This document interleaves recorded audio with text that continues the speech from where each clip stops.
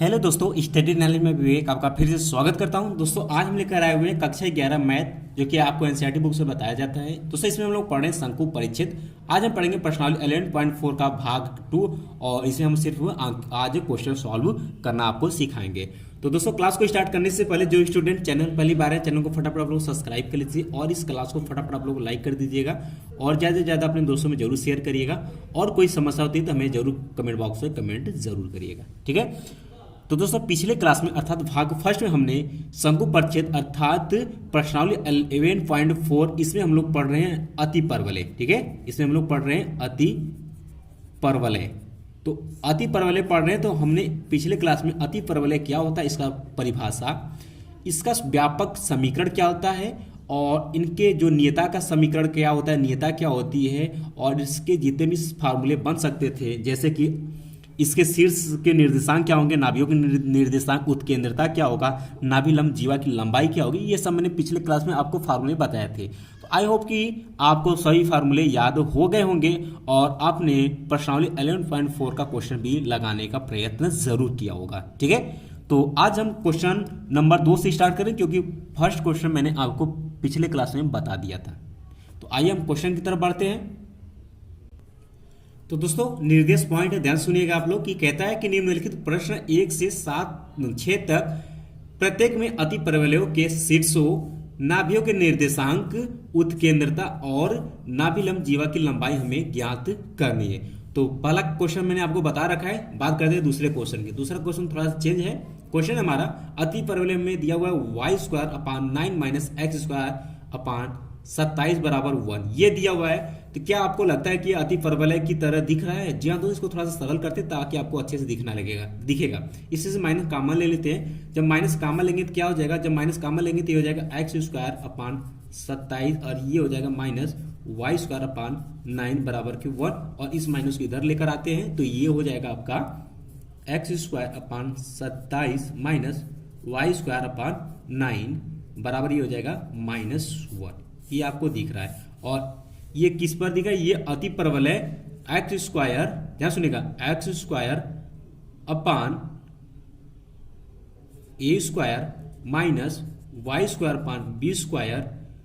बराबर -1 के ये रूप का दिख रहा है और इसको अति परवलय का संयुग्मी, ध्यान सुनिएगा, इसे हम कहते हैं संयुग्मी अति परवलय, ठीक है। ये हमने आपको पिछले क्लास में बताया हुआ है और इससे तुलना कर देंगे। जब इससे तुलना करेंगे तो यहां से a² बराबर आपका आ जाएगा 27, ठीक है, और यहां से आपका b² बराबर आपका आ जाएगा कितना, 9 आ जाएगा।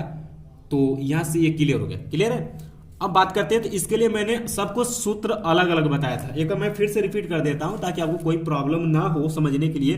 दोस्तों मैंने यहां पर आपको बताया था आप देख सकते हैं दोबारा, इस अति परवलय के लिए, ठीक है। इसके लिए मैंने बताया था x² - a² - y² बराबर -1 के लिए मैंने आपको बताया था केंद्र की जो निर्देशांक होगा वो 0 0 होगा और शीर्षों के निर्देशांक, ये क्वेश्चन आपसे पूछा हुआ है शीर्ष के निर्देशांक, तो शीर्ष के निर्देशांक यहाँ क्या हो जाएगा 0 ± यहाँ पर b हो जाएगा। ध्यान सुनिएगा, 0 ± यहाँ पर आपका क्या हो जाएगा b हो जाएगा, ठीक है, ये हो जाएगा।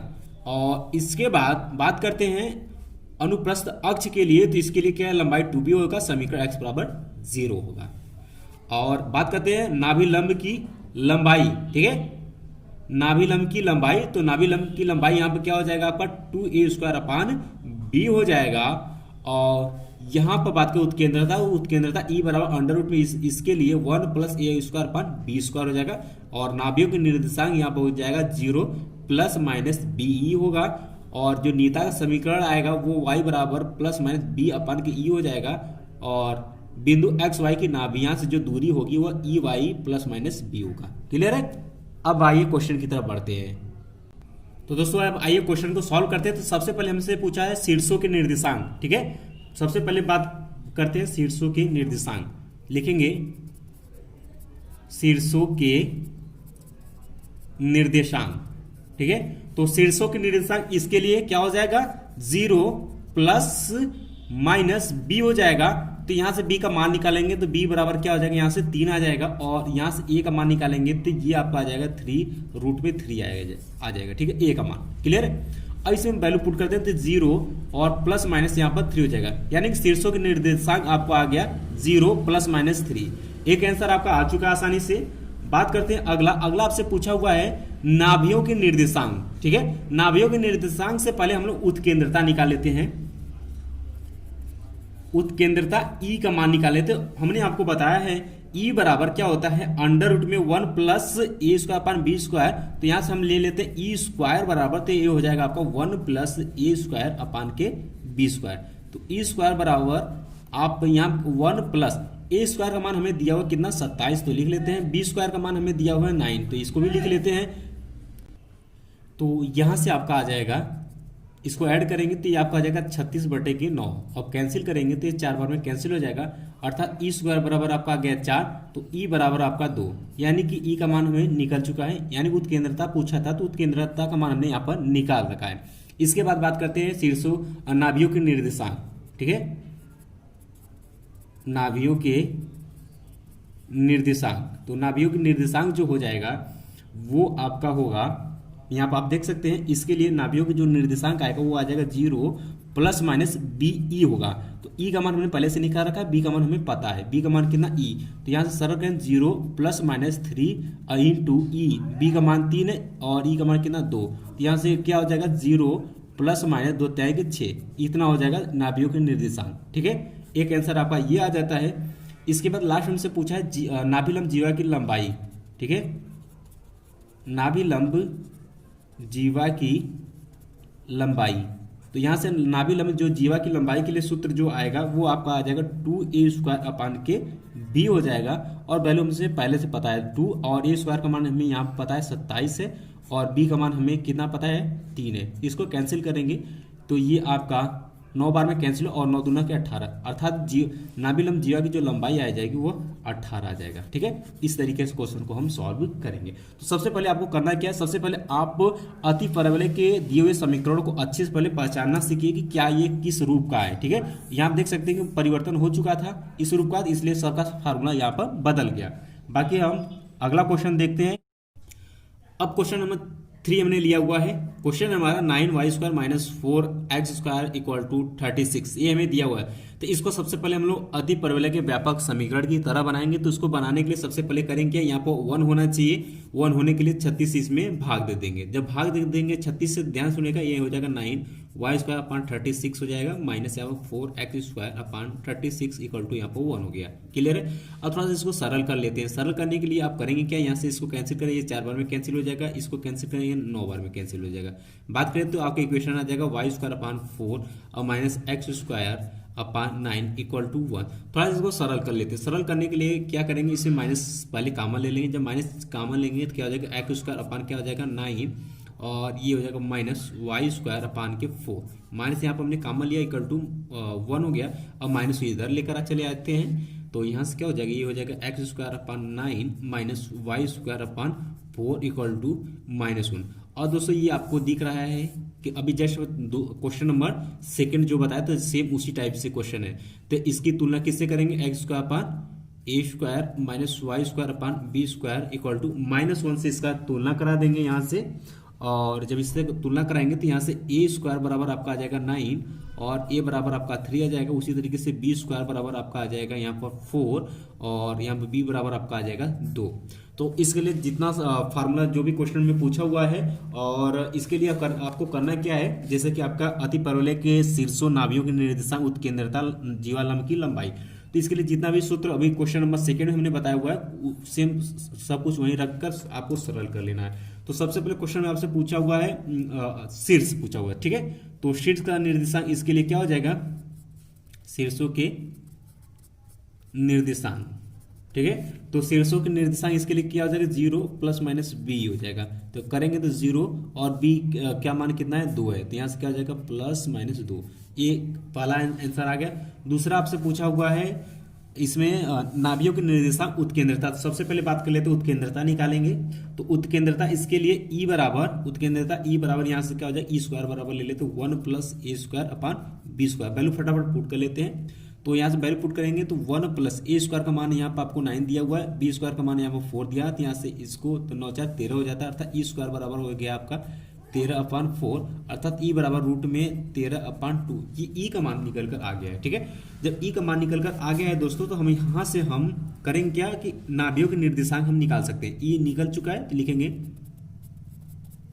नाभियों के निर्देशांक। तो इसके लिए नाभियों का निर्देशांक क्या हो जाएगा, 0 प्लस माइनस बी ई हो जाएगा। तो बी का मान आपको पता पहले से कितना है, 2 है, तो 2 यहाँ पर पुट कर लीजिए। तो 0 प्लस माइनस यहाँ पर क्या हो जाएगा 2, और ई का मान रूट में 13/2, तो 2 से कैंसिल हो जाएगा यहाँ से, और बचे क्या 0 और प्लस माइनस रूट में 13। ये आपके नाभियों के निर्देशांक आ गया। लास्ट आपसे पूछा हुआ है नाभिलंब जीवा की लंबाई। तो सिंपल से इसके लिए नाभिलंब जीवा की लंबाई, तो इसके लिए सूत्र क्या हो जाएगा दोस्तों, इसके लिए सूत्र आपका हो जाएगा 2a²/b। अभी हमने आपको सूत्र बताया, आप 2-3 बार लिखकर जरूर याद करिए, क्योंकि सूत्र याद रहेगा तभी आप सवाल आसानी से लगा पाएंगे। ठीक है, तो यहाँ वैल्यू पुट करिए, 2 × a² का मान हमने निकाला हुआ है। a² का मान है आपका 9/b, b का मान कितना 2 तो कैंसिल यहाँ पर 9, अर्थात नाभिलंब जीवा की जो लंबाई आएगी वो 9 आएगी। इस तरीके से क्वेश्चन को आप सॉल्व करेंगे। इस तरीके से दोस्तों आपका क्वेश्चन नंबर 3 भी सॉल्व हो गया। बाकी आइए अगला क्वेश्चन देखते हैं। अब यहाँ पर हमने क्वेश्चन नंबर 4 लिया हुआ है। क्वेश्चन हमारा 16x² - 9y² = 576, ये हमें दिया हुआ है। तो सबसे पहले करना क्या कि इस टाइप से अगर आपको इक्वेशन मिले तो सबसे पहले यहाँ पर आपको 1 बनाना है। 1 बनाने के लिए इसका इसमें भाग दे देंगे, तो ये हो जाएगा 16x² / 576 - 9y² आपका यहाँ पर हो जाएगा 576 = 1 हो जाएगा। इतना हो जाएगा। अब इसको सरल कर लेते हैं। 16 को इससे कैंसिल करेंगे, 576 को 36 बार में कैंसिल होगा, और इसको 9 से इसको कैंसिल करेंगे तो ये 64 बार में कैंसिल हो जाएगा। ओवरऑल बात करें तो ये हो जाएगा आपका x² / 36 माइनस y² / 64 बराबर 1।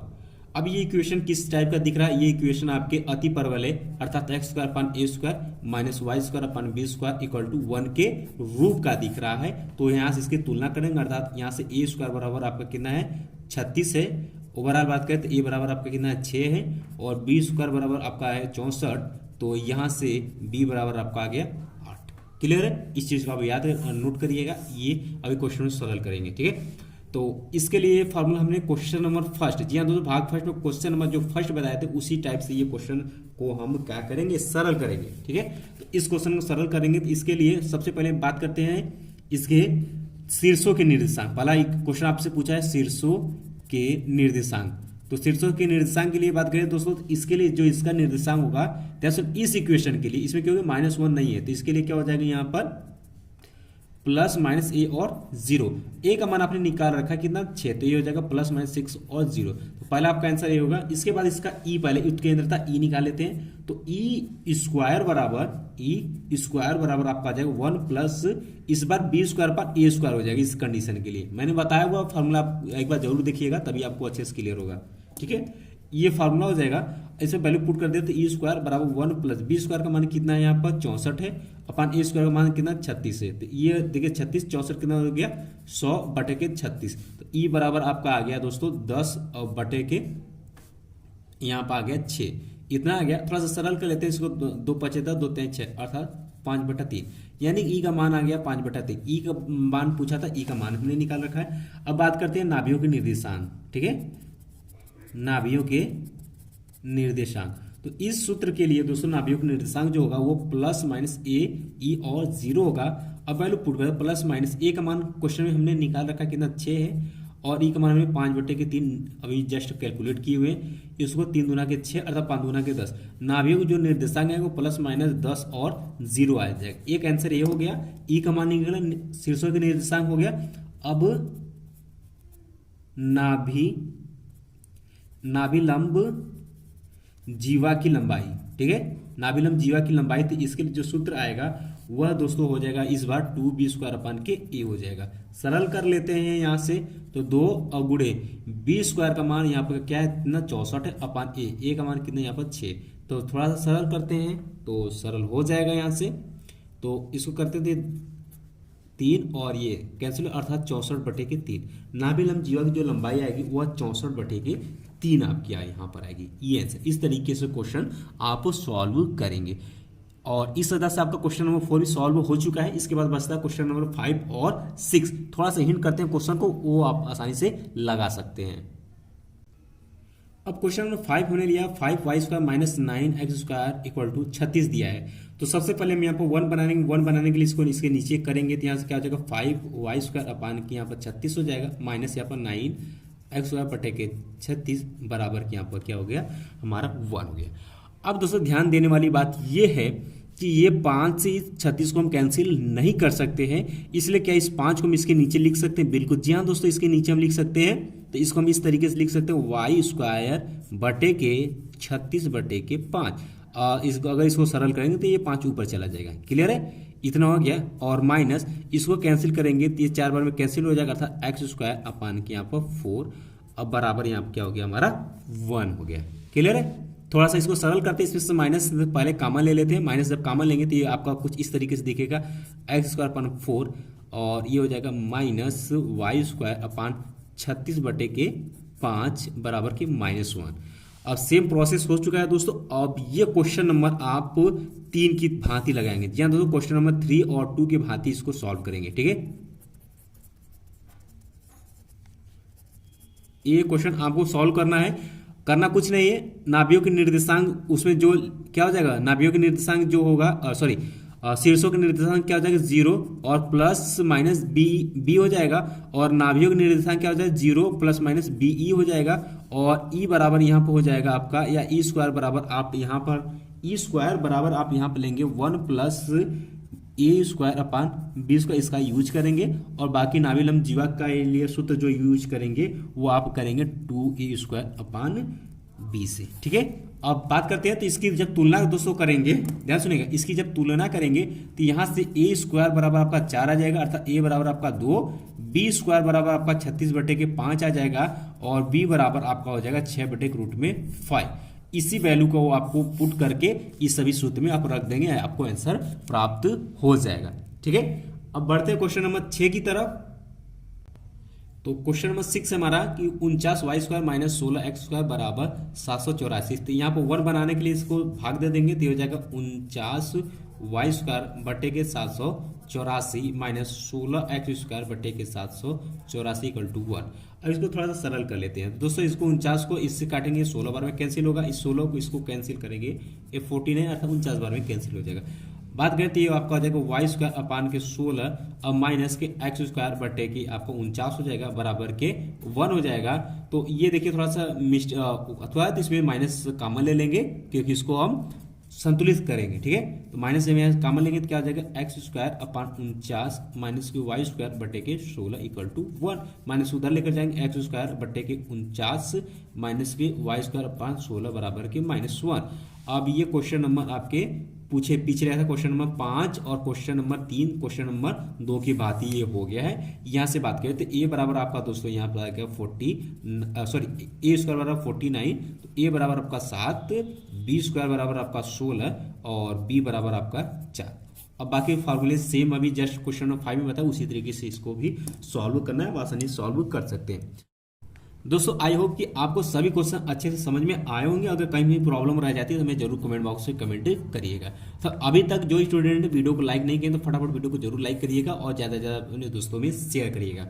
बाकी दोस्तों भाग 3 में हम लोग क्वेश्चन नंबर 7 से क्वेश्चन नंबर 15 तक सरल करेंगे और इस तरीके से कल के क्लास में पूरी तरीके से इसको समाप्त कर लेंगे हम लोग शंकु परिच्छेद को। इसके बाद हम लोग चलेंगे त्रिविमीय ज्यामिति का परिचय पर और उसमें हम लोग नया चैप्टर स्टार्ट करेंगे। ठीक है, तो दोस्तों मिलते हैं नेक्स्ट क्लास में, तब तक के लिए जय हिंद जय भारत।